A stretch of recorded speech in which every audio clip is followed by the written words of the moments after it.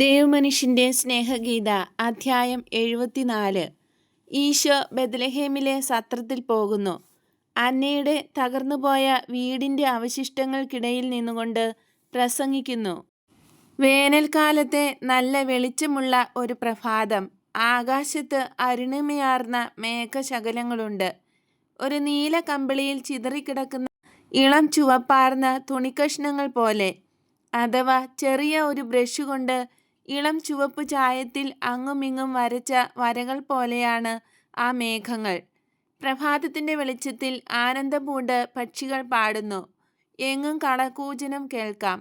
കുരുവികളും കറുത്ത പക്ഷികളും ഇരട്ടത്തലയന്മാരും ചൂളമടിക്കുന്നു, ചിലയ്ക്കുന്നു, വഴക്കിടുന്നു. ഇരിക്കുന്നത് ഏത് ശിഖരത്തിൽ വേണം? താഴെ ഇഴയുന്ന പുഴു ആരുടേതാണ്? കൂടുണ്ടാക്കാൻ ആ ചില്ല ആര് കൊത്തിക്കൊണ്ടു പോകണം? ഇതൊക്കെയാണ് സംവാദത്തിൻ്റെയും കലഹത്തിൻ്റെയും വിഷയം. വാനമ്പാടികൾ ആകാശത്തു നിന്ന് അടുത്തുള്ള കൊച്ചരുവിയിലേക്ക് കുത്തനെ താണു പറന്ന് മഞ്ഞുപോലെ വെളുത്ത അവരുടെ മാറ് നനയ്ക്കുന്നു.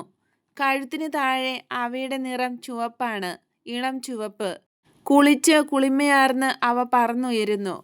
ഇനിയും ഉറക്കമുണർന്നിട്ടില്ലാത്ത കൊച്ചു കീടങ്ങളെ കൊത്തി വിഴുങ്ങുന്നു. തിളക്കമാർന്ന ഒരു വാളിൻ്റെ മിന്നൽ പോലെ അവ ആകാശത്തിൽ പറന്നുയരുന്നു. ആനന്ദം കൊണ്ട് അപ്പോഴും ചിലയ്ക്കുകയാണ്. രണ്ടു തുത്തുകുണുക്കികൾ ചാരനിറമുള്ള സിൽക്കുടുപ്പിട്ട രണ്ട് കൊച്ചു വനിതകളെപ്പോലെ അരുവിയുടെ കരയ്ക്കു കൂടി നടന്നു പോകുന്നു. അവയുടെ നീല നിറമുള്ള തലകൾ ഉയർത്തിപ്പിടിച്ചിരിക്കുകയാണ്, അതുപോലെ തന്നെ നീളമുള്ള വാലും. വാലിൽ മനോഹരമായ കറുത്ത പുള്ളികളുണ്ട്. ഇടയ്ക്കിടെ അവ വെള്ളത്തിൽ നോക്കി തങ്ങളുടെ സൗന്ദര്യത്തിൽ സംതൃപ്തരായി വീണ്ടും നടക്കുന്നു. അപ്പോൾ ഒരു കറുത്ത കിളി വഷളനാണ്. അവശിഷ്ടങ്ങൾക്കിടയിൽ തഴച്ചു വളരുന്ന ആപ്പിൾ മരത്തിൻ്റെ ശിഖരങ്ങളിലൊന്നിൽ നിന്ന് ഒരു രാക്കുയിൽ അവളുടെ ഇണയെ വീണ്ടും വീണ്ടും വിളിക്കുന്നു. വലിയ ഒരു പുഴുവിനെ കൊത്തിപ്പിടിച്ചുകൊണ്ട് അവൻ പറന്നു വരുന്നത് കണ്ടിട്ട് അവൾ കൂജനം നിർത്തുന്നുള്ളൂ. നഗരത്തിൽ നിന്ന് വന്ന രണ്ട് പ്രാവുകൾ കുറുകുറുത്ത് പരസ്പരം സ്നേഹം പ്രകടിപ്പിക്കുന്നു.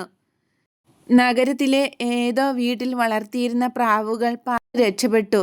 തകർന്ന ഒരു ഗോപുരത്തിൻ്റെ വിടവിൽ എവിടെയോ സങ്കേതമായിരിക്കുകയാണ്. ലജ്ജാവതിയായ പെൺപ്രാവിനെ അനുനയിക്കാനുള്ള ശ്രമത്തിലാണ് ആൺപ്രാവ്. ഈശോ ഈ ചെറു ജീവികളെയെല്ലാം കണ്ടു. അവയുടെ ആനന്ദം കണ്ട് ഈശോ പുഞ്ചിരിക്കുന്നു. ഗുരു, അങ്ങ് പോകാൻ തയ്യാറായി കഴിഞ്ഞോ? ഈശോയുടെ പിറകിൽ നിന്ന് സൈമൺ ചോദിച്ചു. ഞാൻ ഒരുങ്ങിക്കഴിഞ്ഞു. മറ്റുള്ളവർ ഇപ്പോഴും ഉറക്കമാണോ? അതെ, അവർ ചെറുപ്പമാണ്. ഞാൻ ആ അരുവിയിൽ പോയി കുളിച്ചു. വെള്ളത്തിന് നല്ല തണുപ്പാണ്. മനസ്സ് തെളിയാൻ തണുത്ത വെള്ളം സഹായിക്കും. ഞാനും പോയി ഒന്ന് കുളിച്ചിട്ട് വരാം.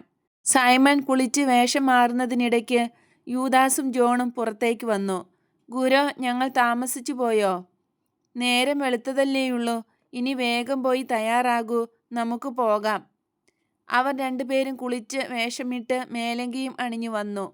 യാത്ര പുറപ്പെടുന്നതിന് മുമ്പ് ഈശോ രണ്ട് കല്ലുകൾക്കിടയിൽ വളർന്നിരുന്ന ഒരു ചെടിയിൽ നിന്ന് കൊച്ചു പൂക്കൾ അടർത്തിയെടുത്ത് ഒരു ചെറിയ പെട്ടിയിൽ സൂക്ഷിക്കുന്നു. ആ പെട്ടിയിൽ വേറെ പല സാധനങ്ങളുമുണ്ട്. എന്താണവ എന്ന് വ്യക്തമായി കാണാൻ പറ്റുന്നില്ല. ഇവ അമ്മയ്ക്കാണ്. അമ്മയ്ക്ക് ഇത് വളരെ ഇഷ്ടമാണ്. നമുക്ക് പോകാം. ഗുരു, എങ്ങോട്ട്? ബെത്ലഹേമിന്. ഇനിയും അങ്ങോട്ടോ?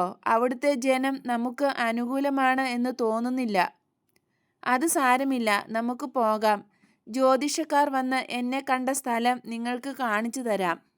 അങ്ങനെയാണെങ്കിൽ ഞാൻ ഒരു കാര്യം പറയാം. ഗുരു, ഞാൻ സംസാരിക്കട്ടെ? ബെത്ലഹേമിലെ സത്രത്തിൽ ഞാൻ സംസാരിക്കാം, ചോദ്യം ചോദിക്കാം. യൂദയക്കാർക്ക് ഗലീലിയക്കാരോട് വിരോധമാണ്, ഇവിടെ പ്രത്യേകിച്ചും. നമുക്കും ഇങ്ങനെ ചെയ്യാം. വേഷം കൊണ്ട് തന്നെ അങ്ങും ജോണും ഗലീലിയക്കാരാണ് എന്ന് ആളുകൾ മനസ്സിലാക്കും. ഒരു പ്രയാസവുമില്ല. പിന്നെ അങ്ങയുടെ മുടി. അങ്ങ് എന്തിനാണ് മുടി ഇങ്ങനെ നീട്ടി വളർത്തിയിരിക്കുന്നത്? നമ്മുടെ മേലങ്കികൾ പരസ്പരം മാറ്റി ധരിച്ചാൽ നമ്മെ വേഗം തിരിച്ചറിയില്ല. സൈമൻ്റെ മേലങ്കി ജോൺ എടുക്കട്ടെ, എൻ്റേത് ഗുരുവിന് തരാം. ഇതാ, ഇപ്പോൾ തന്നെ നിങ്ങളെ കണ്ടാൽ ഏതാണ്ട് യൂദയക്കാരാണ് എന്ന് തോന്നും. തൻ്റെ തലയിൽ നിന്നും ഒരു നീണ്ട അംഗവസ്ത്രം എടുത്ത് ഈശോയുടെ തലയിൽ അണിയിച്ചു. മഞ്ഞ, ചുവപ്പ് ഈ നിറങ്ങളിലുള്ള വരകൾ ആ വസ്ത്രത്തിലുണ്ട്. ഈശോയുടെ മനോഹരമായ മുടി പുറത്തു കാണാത്ത രീതിയിൽ തലയിൽ അങ്കി കെട്ടിവച്ചു. ജോൺ ധരിച്ചിരിക്കുന്നത് സൈമന്റെ പച്ച മേലങ്കിയാണ്. ഇത് കൊള്ളാം, ഇതാണ് പ്രായോഗിക ബുദ്ധി. ശരിയാണ് യൂദാസേ, നിനക്ക് പ്രായോഗിക ബുദ്ധിയുണ്ട്. പക്ഷേ അത് അധികമാകാതെ സൂക്ഷിക്കണം. മറ്റേ ബുദ്ധിയും പ്രസക്തമാണ്. ഗുരു, ഏത് ബുദ്ധി? ആത്മീയ അവബോധം. ചില സാഹചര്യങ്ങളിൽ കൗശലക്കാരനായിരിക്കുന്നതാണ് ദൗത്യവാഹകനാകുന്നതിനേക്കാൾ നല്ലത്. കുറച്ചു സമയത്തേക്ക് കൂടി ക്ഷമിക്കൂ. അങ്ങയുടെ നന്മയ്ക്ക് വേണ്ടിയാണ് ഇതെല്ലാം. സത്യമല്ലാത്ത എന്തെങ്കിലും ഞാൻ പറഞ്ഞാൽ അങ്ങ് അത് നിഷേധിക്കരുത്. നീ എന്താണ് പറയുന്നത്? എന്തിനാണ് നുണ പറയുന്നത്? ഞാൻ സത്യമാണ്. എന്നിലോ എൻ്റെ ചുറ്റിലുമുള്ളവരിലോ അസത്യം വേണ്ട. ഞാൻ അർത്ഥസത്യങ്ങളെ പറയൂ. ഞങ്ങളെല്ലാം ദൂരദേശത്തു നിന്ന് വന്നവരാണ്. ഈജിപ്തിൽ നിന്ന് വരുന്നവരാണ്. ഞങ്ങൾ കൂട്ടുകാരെപ്പറ്റി വിവരം അറിയാൻ വന്നിരിക്കുകയാണ് എന്ന് പറയും. പരദേശത്ത് നിന്ന് മടങ്ങി വന്ന യഹൂദരാണ് എന്ന് പറയും. ഇതിലെല്ലാം കുറച്ച് സത്യമുണ്ട്. ഒരു നുണ കൂടി പറഞ്ഞാലും പറഞ്ഞില്ലെങ്കിലും വലിയ കുഴപ്പമൊന്നുമില്ല. യൂദാസേ, എന്തിനാണ് ഇങ്ങനെ നുണ പറയുന്നത്, ആളുകളെ തെറ്റിദ്ധരിപ്പിക്കുന്നത്? ഗുരു, അത് സാരമില്ല. ലോകം നിലനിൽക്കുന്നത് കബളിപ്പിക്കൽ കൊണ്ടാണ്. ചിലപ്പോൾ ഇത് അത്യാവശ്യമാണ്. ഏതായാലും അങ്ങയെ സന്തോഷിപ്പിക്കാൻ ഞാൻ ഇത്ര മാത്രമേ പറയുന്നുള്ളൂ. ഞങ്ങൾ അങ്ങ് അകലെ നിന്ന് വരുന്നവരാണ്, യൂദയാക്കാരാണ്. നമ്മിൽ 4-ൽ 3 പേരും യൂദയാക്കാരാണ്. പിന്നെ ജോൺ മാത്രമേ ഉള്ളൂ. നീ ദയവ് ചെയ്ത് ഒരക്ഷരവും മിണ്ടരുത്, അല്ലെങ്കിൽ നമ്മുടെ സൂത്രം ജനം മനസ്സിലാക്കും. ഞാൻ ഒന്നും മിണ്ടില്ല. എല്ലാം നമ്മൾ വിചാരിച്ചതുപോലെ നടന്നാൽ മറ്റു കാര്യങ്ങളിലേക്ക് കടക്കാം. അത് വേണ്ടി വരുമെന്ന് തോന്നുന്നില്ല. കാര്യങ്ങൾ ഉടൻ ഗ്രഹിക്കാൻ എനിക്ക് കഴിയും. അതെനിക്ക് മനസ്സിലാകുന്നുണ്ട്. എങ്കിലും വക്രത കൂടാതെ ലളിതമായി കാര്യങ്ങൾ നടത്താനാണ് ഞാൻ ആഗ്രഹിക്കുന്നത്.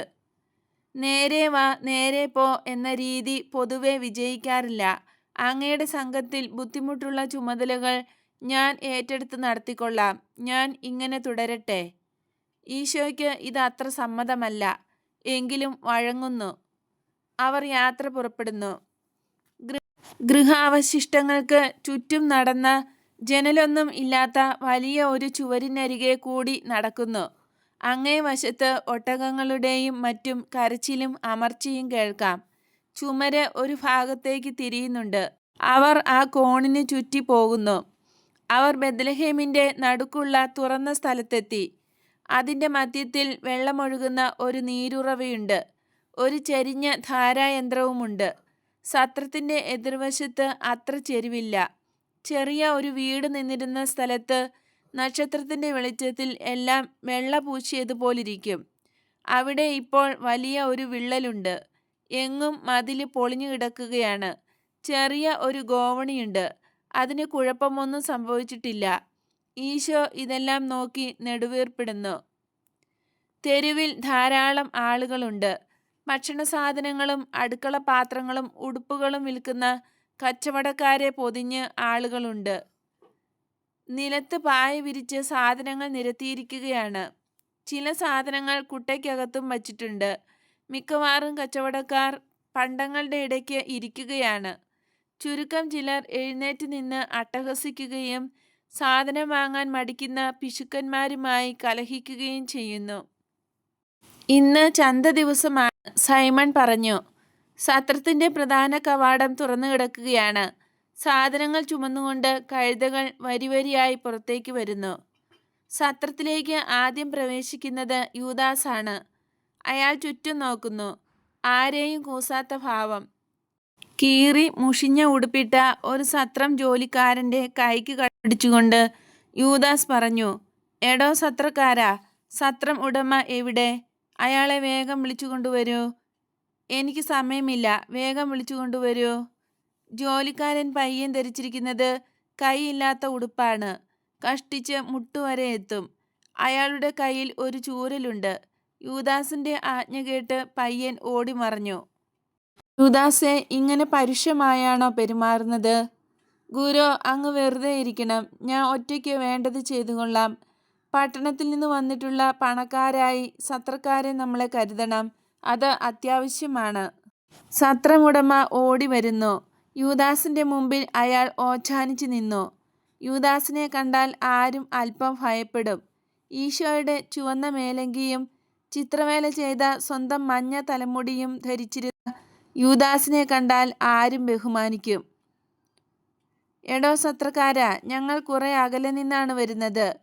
ഏഷ്യയിൽ താമസിക്കുന്ന യഹൂദ സമുദായത്തിൽപ്പെട്ടവരാണ് ഞങ്ങൾ. ഇദ്ദേഹം ജനിച്ചത് ബെത്ലഹേമിലാണ്. അതുകൊണ്ട് ഏറെ പീഡിപ്പിക്കപ്പെട്ടു. അദ്ദേഹത്തിൻ്റെ പഴയ സ്നേഹിതരെ തിരക്കി വന്നിരിക്കുകയാണ്.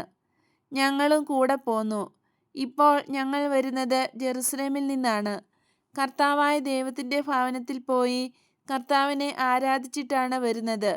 ഞങ്ങൾക്ക് കുറെ വിവരം അറിയണം. പ്രഭോ, അങ്ങയുടെ ദാസൻ എന്തു വേണമെങ്കിലും ചെയ്യാം. പറഞ്ഞാൽ മതി. പലരെയും പറ്റി അറിയാനുണ്ട്, പ്രത്യേകിച്ചും അന്ന എന്നു പേരുള്ള ഒരു സ്ത്രീയെപ്പറ്റി. അവർ താമസിച്ചിരുന്നത് ഈ സത്രത്തിൻ്റെ എതിരെ ഉണ്ടായിരുന്ന വീട്ടിലാണ്. പാവം അന്ന. അവരെ ഇനി അബ്രഹാമിൻ്റെ മടിയിലെ നിങ്ങൾക്ക് കാണാൻ കഴിയൂ. അവരെയും അവരുടെ കുഞ്ഞുങ്ങളെയും. അവർ മരിച്ചുപോയോ? എങ്ങനെ മരിച്ചു? ഹേറോദിൻ്റെ കൂട്ടക്കൊലയെപ്പറ്റി നിങ്ങൾ കേട്ടിട്ടില്ലേ? സകലമാന ജനങ്ങളും അറിഞ്ഞ കാര്യമാണ്. സീസർ പോലും ഹേറോദിനെ കുറ്റപ്പെടുത്തി. ചോര ആഹാരമാക്കിയ പന്നി എന്നാണ് സീസർ ഹേറോദിനെ വിളിച്ചത്. അയ്യോ, ഞാൻ എന്ത് അബദ്ധമാണ് ഈ പറയുന്നത്. നിങ്ങൾ ആരോടും മിണ്ടിയേക്കല്ലേ. നിങ്ങൾ സത്യത്തിൽ യൂദയക്കാരാണോ?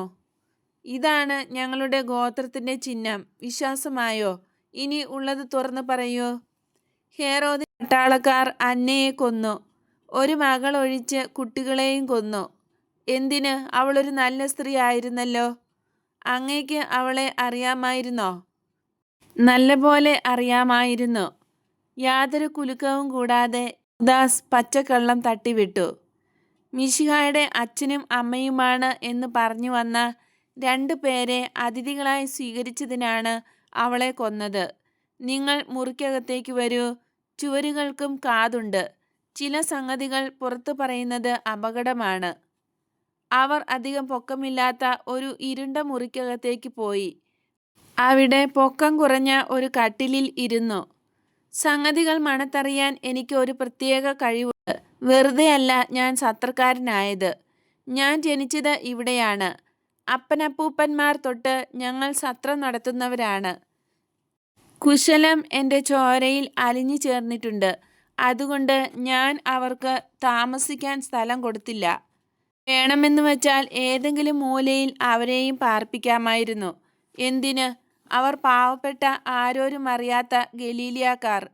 ഇത്തരം കെണിയിൽ ചാടാൻ ഹെസക്കിയായെ കിട്ടില്ല. അവർ മറ്റു മനുഷ്യരിൽ നിന്നും വ്യത്യസ്തരാണ് എന്നെനിക്ക് തോന്നി. പ്രത്യേകിച്ചും ആ സ്ത്രീ. അവളുടെ കണ്ണുകൾ, അതിൻ്റെ തിളക്കം. അവളുടെ വയറ്റിൽ കിടന്നത് ഒരു പിശാചായിരുന്നിരിക്കണം. അവൾ അവനെയും കൊണ്ട് വന്നു. എൻ്റെ അടുത്തേക്കല്ല, പട്ടണത്തിലേക്ക്.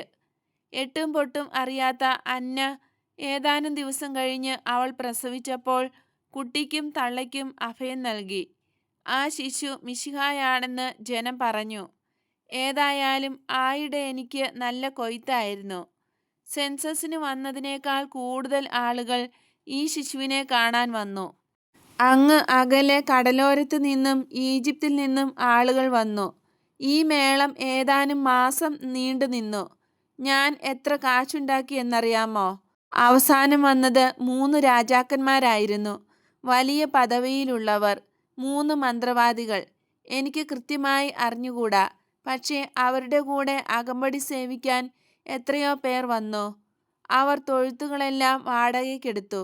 1 മാസത്തേക്ക് വേണ്ട വൈക്കോൽ സംഭരിച്ചു. എല്ലാത്തിൻ്റെയും വില സ്വർണ്ണ നാണയത്തിൽ തന്നു.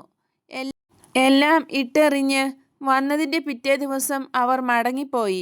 അവർ ഈ സത്രത്തിലെ ജോലിക്കാർക്കും സ്ത്രീകൾക്കും എന്തെല്ലാം സമ്മാനങ്ങൾ കൊടുത്തു. എനിക്കും തന്നു. ഞാൻ മിശിഹായെപ്പറ്റി നല്ലതേ പറയാവൂ. അയാൾ യഥാർത്ഥ മിശിഹ ആകട്ടെ കള്ള മിശിഹ ആകട്ടെ എനിക്ക് ഗുണമുണ്ടായി. എനിക്ക് കുട്ടക്കണക്കിന് പണം കിട്ടി. അപകടമൊന്നും സംഭവിച്ചുമില്ല. ഞങ്ങളുടെ കുടുംബത്തിൽ ആരും മരിച്ചില്ല. ഞാൻ കല്യാണം കഴിച്ചിട്ട് ദിവസങ്ങളേ ആയിരുന്നുള്ളൂ.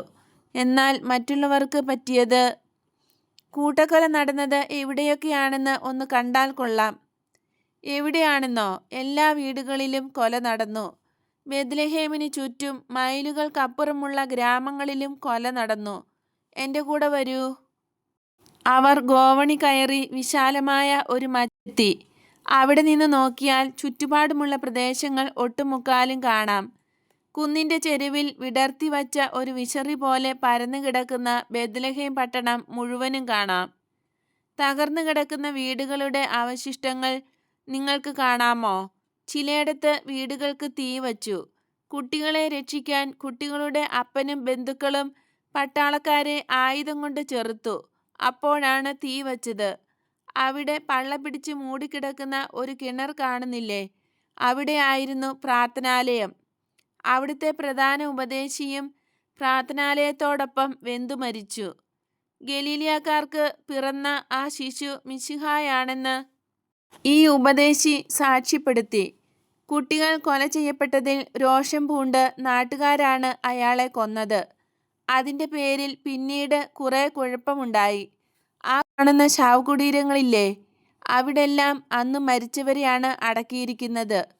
പുല്ലുമേടുകളിൽ കണ്ണെത്തുന്നത്ര ദൂരത്തിൽ മേഞ്ഞു നടക്കുന്ന ആടുകളെ പോലുണ്ട്. നിഷ്കളങ്കരായ കുഞ്ഞുങ്ങളും അവരുടെ അച്ഛനമ്മമാരും. ആ ഭരണി കണ്ടോ? കൊല നടത്തിയിട്ട് വന്ന പട്ടാളക്കാർ അവരുടെ കൈയും ആയുധങ്ങളും കഴുകിയത് ആ ഭരണിയിലെ വെള്ളത്തിലാണ്. വെള്ളം ചോര പോലെയായി. പുറകുവശത്തെ ആ തോട് കണ്ടില്ലേ? ഓടകളിൽ നിന്ന് ഒഴുകി വന്ന ചോര കണ്ട് തോട്ടിലെ വെള്ളത്തിൻ്റെ നിറം ഇളം ചുവപ്പായി. നമ്മുടെ മുമ്പിൽ അവിടെ കാണുന്ന മൺകൂനയില്ലേ, അന്നയുടെ വീട് അവിടെയായിരുന്നു. ഈശോ കരയുന്നു. അങ്ങേക്ക് അവരെ അത്ര അടുത്ത് അറിയാമായിരുന്നോ? മറുപടി പറയുന്നത് യൂദാസാണ്. അന്ന അദ്ദേഹത്തിൻ്റെ അമ്മയ്ക്ക് ഒരു സഹോദരിയെപ്പോലെ ആയിരുന്നു, അങ്ങനെയല്ലേ? ഈശോ പറഞ്ഞു, അതെ. ചിന്താധീനനായി സത്രമുടമ കുറച്ചുനേരം നിന്നു. എനിക്ക് മനസ്സിലാക്കാവുന്നതേ ഉള്ളൂ. ഈശോ മുമ്പോട്ടാഞ്ഞ് യൂദാസിനോട് എന്തോ പറഞ്ഞു. എൻ്റെ സുഹൃത്തിന് ആ അവശിഷ്ടങ്ങൾ ചെന്ന് കാണണമെന്നുണ്ട്, യൂദാസ് പറഞ്ഞു. അതിനെന്താ, പോകാമല്ലോ. ജീർണിച്ച അവശിഷ്ടങ്ങൾ ഇപ്പോൾ പൊതുമുതലാണ്. അവർ കോവണി ഇറങ്ങി താഴെ വന്നു. സത്രക്കാരനോട് യാത്ര പറഞ്ഞിട്ട് അവർ പുറത്തേക്ക് പോയി. കൈമടക്കൊന്നും ലഭിക്കാത്തതിൽ അവൻ നിരാശനായി. അവർ പൊതുനിരത്ത് കടന്ന് തകരാതെ ശേഷിച്ചിട്ടുള്ള ഒരു കോവണി കയറി. ഇവിടെ നിന്നുകൊണ്ട് ഈജിപ്തിൽ നിന്ന് വന്ന 3 വിജ്ഞാനികൾക്ക് ഞാൻ കൈവീശി യാത്രയയപ്പ് നൽകി. അമ്മയാണ് എൻ്റെ കൈ ഉയർത്തി വീശിച്ചത്. നിരത്തിലെ ആളുകൾ ഈശോയെയും ശിഷ്യന്മാരെയും കണ്ട് പരസ്പരം ചോദിച്ചു, ഇവർ അന്നയുടെ ബന്ധുക്കളായിരിക്കുമോ? ബന്ധുക്കളല്ല, മിത്രങ്ങൾ, ഒരു സ്ത്രീ ഉച്ചത്തിൽ വിളിച്ചു പറഞ്ഞു. മരിച്ചുപോയ ആ പാവത്തിനെ നിങ്ങൾ ദ്രോഹിക്കരുത്. ജീവിച്ചിരുന്നപ്പോൾ അവളുടെ മിത്രങ്ങൾ അവളെ കുഴിയിൽ ചാടിച്ചിട്ട് കടന്നുകളഞ്ഞു. കോവണി ചെന്ന് നിൽക്കുന്ന തളത്തിനു ചുറ്റുമുള്ള പൊക്കം കുറഞ്ഞ ചുമരിൽ ഈശോ ചാരി നിൽക്കുകയാണ്. നിരത്തിൽ നിന്ന് 6 അടിക്ക് മേൽ ഉയരത്തിലാണ് ഈശോ നിൽക്കുന്നത്. പിറകിലൊന്നുമില്ല. ഈശോയുടെ സ്വർണ്ണ നിറമുള്ള മുടിക്ക് മുകളിൽ ഒരു പ്രകാശവലയം ഉള്ളതുപോലെ തോന്നും. അദ്ദേഹത്തിൻ്റെ മഞ്ഞുപോലെ വെളുത്ത ഉടുപ്പ് കൂടുതൽ വെണ്മയാർജിച്ചിരിക്കുന്നു. തലയിട്ടിരിക്കുന്ന മേലങ്കി വഴുതി കാൽക്കൽ വീണ് കിടക്കുന്നു. വിവിധ വർണ്ണങ്ങളുള്ള ഒരു പാദപീഠത്തിൽ നിൽക്കുന്നത് പോലുണ്ട്. താഴെ പിൻഭാഗത്ത് അന്നയുടെ അടുക്കളത്തോട്ടവും ഒരു വയലും ഉണ്ട്. എല്ലാം കാട് പിടിച്ച് കിടക്കുന്നു. തകർന്ന കെട്ടിടത്തിൻ്റെ കല്ലും മണ്ണും അവിടെ കൂട്ടിയിട്ടിട്ടുണ്ട്. ഈശോ കൈകൾ വിരിച്ചു നിന്നു. അത് കണ്ട് യൂദാസ് വിളിച്ചു പറഞ്ഞു, അരുത്, ഇവിടെ വച്ച് സംസാരിക്കരുത്. അത് അവിവേകമാണ്. ഈശോയുടെ ഗംഭീരമായ ശബ്ദം തെരുവിൽ മുഴങ്ങി കേൾക്കാം. യൂദയായിലെ ജനങ്ങളെ, ബെത്ലഹേം നിവാസികളെ, ഞാൻ പറയുന്നത് ശ്രദ്ധിച്ചു കേൾക്കുവിൻ. റാഹേലിൻ്റെ ഓർമ്മ കൊണ്ട് പവിത്രമായ ഈ നാട്ടിലെ സ്ത്രീജനങ്ങളെ, നിങ്ങൾ കേൾക്കുവിൻ. ദാവീദിൻ്റെ ഗോത്രത്തിൽ പിറന്നവനും പഠനങ്ങൾക്ക് വിധേയനായവനും നിങ്ങളോട് സംസാരിക്കാൻ അർഹത നേടിയവനുമായ ഒരാളാണ് സംസാരിക്കുന്നത്. നിങ്ങൾ ശ്രദ്ധിച്ചു കേൾക്കുവിൻ. നിങ്ങൾക്ക് വെളിച്ചവും ആശ്വാസവും നൽകാനാണ് അവൻ സംസാരിക്കുന്നത്. ഞാൻ പറയുന്നത് ശ്രദ്ധിച്ചു കേൾക്കുവിൻ. ജനങ്ങൾ കലമ്പലും കലഹവും നിർത്തി വാങ്ങലും വിൽക്കലും നിർത്തി അവിടെ ഒന്നിച്ചുകൂടി. ഇത് ഒരു റബ്ബിയാണ്. തീർച്ചയായും അദ്ദേഹം ജെറുസലത്ത് നിന്നാണ് വരുന്നത്. ഇദ്ദേഹം ആരാണ്? എത്ര സുന്ദരമായ രൂപം! ആ സ്വരം കേട്ടില്ലേ? അദ്ദേഹത്തിൻ്റെ പെരുമാറ്റം കണ്ടില്ലേ? ദാവീദിന്റെ ഗോത്രത്തിൽ പിറന്ന ആളല്ലേ? അങ്ങനെയെങ്കിൽ നമ്മിൽ ഒരാൾ തന്നെ. നമുക്ക് അദ്ദേഹം പറയുന്നത് കേൾക്കാം. ജനമത്രയും ആ കൊച്ചു കോവണിക്ക് ചുറ്റും കൂടി. കോവണി ഒരു പ്രസംഗ പീഠമായി. ഉൽപ്പത്തിയുടെ പുസ്തകത്തിൽ ഇപ്രകാരം പറഞ്ഞിരിക്കുന്നു: നിങ്ങളെ ഞാൻ പരസ്പരം ശത്രുക്കളാക്കും. നിന്നെയും സ്ത്രീയെയും അവൾ നിന്റെ തല ചവിട്ടിച്ചതയ്ക്കും. നീ അവളുടെ കണങ്കാൽ നോക്കി കൊത്തും. വീണ്ടും ഇപ്രകാരം എഴുതപ്പെട്ടിരിക്കുന്നു: ശിശുവിനെ പ്രസവിക്കുമ്പോൾ നീ വളരെയധികം വേദന സഹിക്കും. ഭൂമിയിൽ മുൾച്ചെടികളും പാഴ്ചെടികളും വളരും. പുരുഷനും സ്ത്രീക്കും സർപ്പത്തിനുമെതിരായി ദൈവം പ്രഖ്യാപിച്ച വിധി ഇതായിരുന്നു: റാഹേലിന്റെ ശവകുടീരം കണ്ട് വണങ്ങുന്നതിന് വളരെ അകലെ നിന്ന് ഞാൻ വന്നിരിക്കുന്നു. വൈകുന്നേരത്തെ ഇളം കാറ്റിൽ, രാത്രിയിലെ മഞ്ഞുതുള്ളികളിൽ, രാക്കിളിയുടെ ശോകാത്മകമായ പ്രഭാതഗീതത്തിൽ റാഹേലിന്റെ രോദനം ആവർത്തിക്കപ്പെടുന്നു. ബെത്ലഹേമിലെ അനേകം അമ്മമാർ അവരുടെ ശവകുടീരങ്ങളിൽ അഥവാ അവരുടെ ഹൃദയങ്ങളിൽ ആ രോദനം ആവർത്തിക്കുന്നു. ഭാര്യമാർ മരിച്ച ദുഃഖം മാറ്റൊലിക്കൊള്ളുന്നത് ഞാൻ കേൾക്കുന്നു. ഞാൻ നിങ്ങളോടൊപ്പം കരയുകയാണ്. എൻ്റെ നാടായ ബെത്ലഹേമിലെ സഹോദരന്മാരെ, ഞാൻ പറയുന്നത് കേൾക്കൂ. യൂദയായിലെ പട്ടണങ്ങളിൽ ഏറ്റവും മഹത്തായ പട്ടണമാണ് ബെത്ലഹേം. ഇവിടെ പിശാചിന്റെ വിദ്വേഷം ആളിക്കത്തി. കാരണം രക്ഷകൻ പിറന്നത് ഇവിടെയാണ്. ദൈവത്തിന്റെ മഹത്വവും അരൂപിയും മാംസമായ അവിടുത്തെ ദേഹവും ബെത്ലഹേമിനെ തൻ്റെ തൊട്ടിലാക്കി. ഞാൻ നിങ്ങളെ പരസ്പരം ശത്രുക്കളാക്കും. നീയും സ്ത്രീയും അവൾ നിന്റെ തല ചവിട്ടിച്ചതയ്ക്കും. നീയാകട്ടെ അവളുടെ കണങ്കാൽ നോക്കി ആഞ്ഞു കൊത്തും. കുഞ്ഞുങ്ങളെ നശിപ്പിക്കുക എന്നതിനേക്കാൾ വലിയ വിദ്വേഷം ഒരു അമ്മയോട് കാണിക്കാനുണ്ടോ? സ്നേഹമുള്ള ഒരു സ്ത്രീക്ക് ഇതിൽ കവിഞ്ഞ് ഒരു ദുഃഖമുണ്ടോ? രക്ഷകന്റെ അമ്മയുടെ പാദത്തേക്കാൾ ശക്തമായ പാദമുണ്ടോ? പരാജിതനായ പിശാച് പ്രതികാരത്തിന് മുതിർന്നത് സ്വാഭാവികം മാത്രം. കണങ്കാലിനല്ല, ഹൃദയത്തിന്റെ നേരെയാണ് സർപ്പം ആഞ്ഞു കൊത്തിയത്, രക്ഷകന്റെ അമ്മയെ തോൽപ്പിക്കാൻ. കുട്ടികൾ ജനിച്ച ശേഷം മരണമടയുന്നത് സ്ത്രീയുടെ വേദനകളെ 10 മടങ്ങ് വർദ്ധിപ്പിക്കുന്നു. കുട്ടി ജനിച്ചെങ്കിലും മക്കളില്ലാത്ത അപ്പന്മാരായിരിക്കുക അസഹ്യമാണ്. വിതയ്ക്കുകയും പണിയെടുക്കുകയും ചെയ്തു, പക്ഷേ വിളയില്ല. എങ്കിലും ബെത്ലഹേമേ, നീ സന്തോഷിക്കൂ. നിന്റെ ചോര, നിന്റെ പിഞ്ചു കുഞ്ഞുങ്ങളുടെ ചോര മിശിഹായുടെ വരവിന് മനോഹരമായ ഒരു പാത ഒരുക്കി. രക്ഷകനെപ്പറ്റിയും രക്ഷകന്റെ അമ്മയെപ്പറ്റിയും സംസാരിച്ചപ്പോൾ ജനക്കൂട്ടം പ്രക്ഷുബ്ധമായി. ജനക്കൂട്ടം നിയന്ത്രണം വിട്ടു പോകും എന്ന പതനത്തിലായി. ഗുരു, മതി, നമുക്ക് ഇവിടെ നിന്ന് പോകാം എന്ന് യൂദാസ് പറഞ്ഞു. ഈശോ യൂദാസ് പറയുന്നത് കൂട്ടാക്കുന്നില്ല. അദ്ദേഹം പ്രസംഗം തുടരുകയാണ്. പിതാവായ ദൈവം മിശിഹായെ സ്വേച്ഛാധിപതികളുടെ കയ്യിൽ നിന്നും രക്ഷിച്ചത് ദൈവജനത്തിനും അവരുടെ രക്ഷയ്ക്കും വേണ്ടിയാണ്. ഒരു സ്ത്രീയുടെ ചെവി തുളയ്ക്കുന്ന സ്വരം. 5 മക്കളെ പെറ്റവളാണ് ഞാൻ. എൻ്റെ വീട്ടിൽ ഒരു കുഞ്ഞു പോലുമില്ല. അയ്യോ കഷ്ടം! പിശാചു ബാധിച്ചവളെ പോലെ അവൾ അലറി. അത് ബഹളത്തിന്റെ തുടക്കം മാത്രമായിരുന്നു. വേറൊരു സ്ത്രീ നിലത്ത് വീണ് ഉരുണ്ടു. അവർ ധരിച്ചിരുന്ന ഉടുപ്പ് വലിച്ചു കീറി. ഞെട്ട് ഛേദിച്ചു കളഞ്ഞ ഒരു മുല കാട്ടുന്നു. എൻ്റെ ആദ്യജാതനെ അവർ എൻ്റെ മടിയിൽ വച്ച് വെട്ടിക്കൊന്നു. മുലഞ്ഞെട്ടും കുഞ്ഞിൻ്റെ തലയും ഒന്നിച്ചു വെട്ടി വീഴ്ത്തി. അയ്യോ എൻ്റെ എല്ലിസ്! എൻ്റെ കാര്യമോ? എൻ്റെ കാര്യം എന്തു പറയാനാണ്? രാജകീയമായ എൻ്റെ കൊട്ടാരം അതാ ആ 3 കുടീരങ്ങളാണ്. അതിൽ അപ്പനും എൻ്റെ ഭർത്താവ്, രണ്ടു മക്കളും ഒന്നിച്ചുറങ്ങുന്നു. അതാ അവിടെ. ഒരു രക്ഷകൻ ഉണ്ടെങ്കിൽ ഇവരെ ഞങ്ങൾക്ക് മടക്കി തരട്ടെ.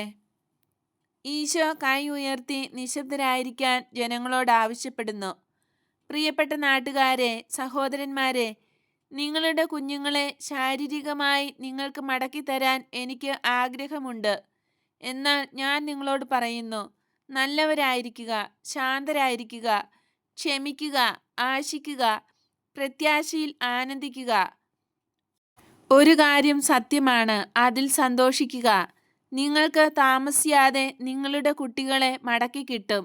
അവർ സ്വർഗത്തിൽ മാലാഖമാരെ പോലെ ആയിരിക്കും. കാരണം മിശിഹ സ്വർഗത്തിന്റെ കവാടങ്ങൾ തുറക്കാൻ പോകുകയാണ്. നിങ്ങൾ നീതിപൂർവം പെരുമാറിയാൽ മരണം നിങ്ങൾക്ക് ഒരു പുതിയ ജീവനും പുതിയ സ്നേഹവുമായിരിക്കും. ആഹാ, നിങ്ങളാണോ മിശിഹ? ദൈവത്തിന്റെ നാമത്തിൽ സത്യം പറയൂ.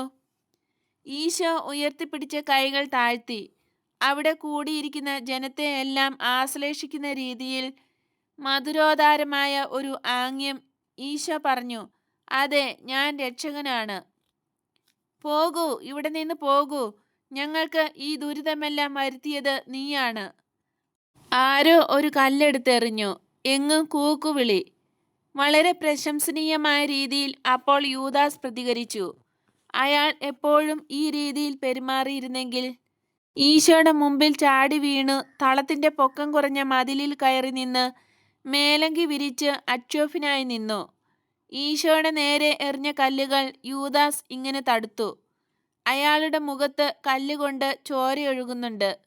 ജോണിനോടും സൈമണോടും യൂദാസ് വിളിച്ചു പറഞ്ഞു, ഈശോയെ ഇവിടെ നിന്ന് കൊണ്ടുപോകൂ. ആ മരങ്ങൾക്ക് പിറകിലേക്ക് മാറൂ. ഞാൻ വന്നുകൊള്ളാം. ദൈവത്തെ ഓർത്ത് ഉടൻ പോകൂ.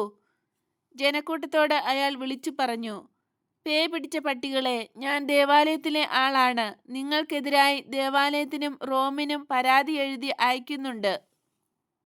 ഇത് കേട്ട് ജനം ഒരു നിമിഷം ഭയന്നു നിന്നു. വീണ്ടും കല്ലേറു തുടങ്ങി. ഭാഗ്യത്തിന് കല്ലെറിയാൻ വിദഗ്ധരായിരുന്നില്ല അവർ. യൂദാസിന്റെ ദേഹത്ത് കല്ല് വീഴുന്നുണ്ട്. അയാൾ ജനത്തെ ചീത്ത വിളിക്കുന്നുമുണ്ട്. ജനം അവനെ ശപിക്കുന്നുണ്ട്. നേരെ വന്ന ഒരു കല്ല് പിടിച്ച് അയാൾ തിരിച്ചെറിഞ്ഞു. അത് ചിലച്ചുകൊണ്ടിരുന്ന ഒരു വയസ്സന്റെ തലയിൽ വീണു. വയസ്സൻ കൊല്ലാതെ തൂവൽ പറിച്ചാൽ ഒരു ഓലേഞ്ഞാലി എങ്ങനെ കരയുമോ അങ്ങനെ കരയുകയാണ്. ജനം യൂദാസ് നിന്നിരുന്ന പീഠത്തിലേക്ക് കയറാൻ ശ്രമിച്ചു. പക്ഷേ അയാൾ താഴെ നിന്ന് ഒരു വൃക്ഷത്തിന്റെ കമ്പെടുത്ത് കണ്ണിൽ കണ്ടവരെയെല്ലാം അടിച്ചു. പുറത്തും തലയ്ക്കും കയ്യിലും യാതൊരു മയവുമില്ലാതെ അടിച്ചു. ആ സമയം കുറെ പട്ടാളക്കാർ ആ സ്ഥലത്തേക്ക് ഓടി വന്നു. കുന്തം കൊണ്ട് ജനങ്ങളെ തള്ളി മാറ്റി വഴിയുണ്ടാക്കിയാണ് അവർ വരുന്നത്. നീ ആരാണ്? എന്താണ് ഈ ബഹളം? ഞാൻ ഒരു യൂദയാക്കാരനാണ്. ഈ വിവരമില്ലാത്ത പരീക്ഷകൾ എന്നെ ആക്രമിച്ചു. പുരോഹിതന്മാരുടെ ഇടയിൽ എല്ലാവരും അറിയുന്ന ഒരു റബ്ബി എൻ്റെ കൂടെ ഉണ്ടായിരുന്നു. അദ്ദേഹം ഈ പട്ടികളോട് പ്രസംഗിക്കുകയായിരുന്നു. ഇവറ്റ ക്ഷോഭിച്ച് ഞങ്ങളെ കല്ലെറിയാൻ തുടങ്ങി. നീ ആരാണ്? യൂദാസ് കറിയോത്ത. ഞാൻ ദേവാലയത്തിലെ ഒരാളായിരുന്നു. ഇപ്പോൾ ഗലീലിയക്കാരനായ ഈശോ എന്ന റബ്ബിയുടെ അനുയായിയാണ്. പ്രീശനായ സൈമന്റെ, സദുക്കായൻ ജോണിന്റെയും സാൻഹദ്രീൻ അംഗം അരിമത്യായിലെ ജോസഫിന്റെയും സുഹൃത്താണ്. റോമൻ പ്രോകോൺസലിന്റെ മിത്രമായ ഏലിയാസർ ബെൻ അന്നയും എൻ്റെ സുഹൃത്താണ്. സംശയമുണ്ടെങ്കിൽ അന്വേഷിക്കുക. അന്വേഷിക്കാം. നീ എവിടെ പോകുന്നു? ഞാൻ എൻ്റെ സുഹൃത്തിൻ്റെ കൂടെ കറിയോത്തിലേക്ക് പോകുകയാണ്. അവിടെ നിന്ന് ജെറുസലത്തിന് പോകും. പോയിക്കൊള്ളൂ. ജനം പിറകിൽ നിന്ന് ആക്രമിക്കാതെ ഞങ്ങൾ നോക്കിക്കൊള്ളാം. യൂദാസ് പട്ടാളക്കാരന് കുറച്ച് പണം കൊടുക്കുന്നു. നിയമവിരുദ്ധമാണെങ്കിലും ഇത് ഒരു സാധാരണ സംഭവമാണ്. പട്ടാളക്കാരൻ അങ്ങോട്ടും ഇങ്ങോട്ടും നോക്കിയിട്ട് പണം വാങ്ങുന്നു. അയാൾ യൂദാസിനെ സല്യൂട്ട് ചെയ്യുന്നു, പുഞ്ചിരിക്കുന്നു. യൂദാസ് പ്രസംഗപീഠത്തിൽ നിന്നിറങ്ങി തരിശായി കിടക്കുന്ന പാടങ്ങളിലൂടെ കുറുകെ കടന്ന് തൻ്റെ കൂട്ടുകാരുടെ അടുത്തെത്തുന്നു. നിനക്ക് കാര്യമായി വല്ലതും പറ്റിയോ? ഇതൊന്നുമില്ല, നിസാരം. ഏതായാലും ഗുരുവിനു വേണ്ടിയാണല്ലോ. പക്ഷേ ഞാൻ അവരെ വെറുതെ വിട്ടില്ല. അവർക്കും 2 കൊടുത്തു. എൻ്റെ ദേഹം അത്രയും ചോരയാണ്. മുഖത്ത് ചോര ഒഴുകുന്നുണ്ട്. ജോൺ ഒരു തുണിക്കഷ്ണം നനച്ച് യൂദാസിന്റെ കവിൾ തുടയ്ക്കുന്നു. യൂദാസെ, ഇങ്ങനെയെല്ലാം സംഭവിച്ചതിൽ എനിക്ക് വിഷമമുണ്ട്. പക്ഷേ നമ്മൾ യൂദയാക്കാരാണെന്ന് പറയാൻ നീയാണ് നിർദ്ദേശിച്ചത്. നിന്റെ പ്രായോഗിക ബുദ്ധി. വിവരമില്ലാത്ത മൃഗങ്ങൾ. ഇപ്പോൾ അങ്ങേക്ക് ബോധ്യമായല്ലോ. ഇനി അങ്ങ് അല്ല, എനിക്ക് പേടിയായതുകൊണ്ടല്ല, തൽക്കാലം പ്രയോജനമില്ലാത്തതുകൊണ്ടാണ്. അവർക്ക് നമ്മെ വേണ്ടെങ്കിൽ വേണ്ട, നാം അവരെ ശപിക്കരുത്. ആ പാവങ്ങൾക്ക് വേണ്ടി, വിവരമില്ലാത്തവർക്ക് വേണ്ടി, പട്ടിണി കിടന്ന് മരിച്ചാലും മുമ്പിലിരിക്കുന്ന അപ്പം കാണാൻ കഴിയാത്തവർക്ക് വേണ്ടി നാം പ്രാർത്ഥിക്കണം. തൽക്കാലം അവരെ അവരുടെ പാട്ടിന് വിടണം. അധികം ആൾസഞ്ചാരമില്ലാത്ത ഈ വഴിയെ പോകാം. പറ്റുമെങ്കിൽ ആ ആട്ടിടയന്മാരെ കണ്ടുപിടിക്കണം. ഹെബ്രോണിലേക്ക് പോകുന്ന റോഡിലെത്താം. കുറച്ചുകൂടെ നടന്നാൽ.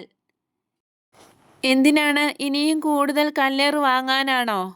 അല്ല, ഞാൻ ഇവിടെ ഉണ്ട് എന്ന് അവരോട് പറയാൻ. അങ്ങനെ പറഞ്ഞാൽ നമുക്ക് തീർച്ചയായും അടി കിട്ടും. അങ്ങേക്ക് വേണ്ടി കഴിഞ്ഞ 30 വർഷമായി കഷ്ടപ്പെടുന്നവരാണ് അവർ. അത് നമുക്ക് കാണാം. ഈശോയും സംഘവും വൃക്ഷങ്ങൾ തിങ്ങി വളരുന്നതും തണലുള്ളതുമായ ഒരു ചെറിയ കാട്ടിൽ പ്രവേശിച്ചു. അവർ എൻ്റെ കാഴ്ചപ്പാടിൽ നിന്ന് മറയുന്നു.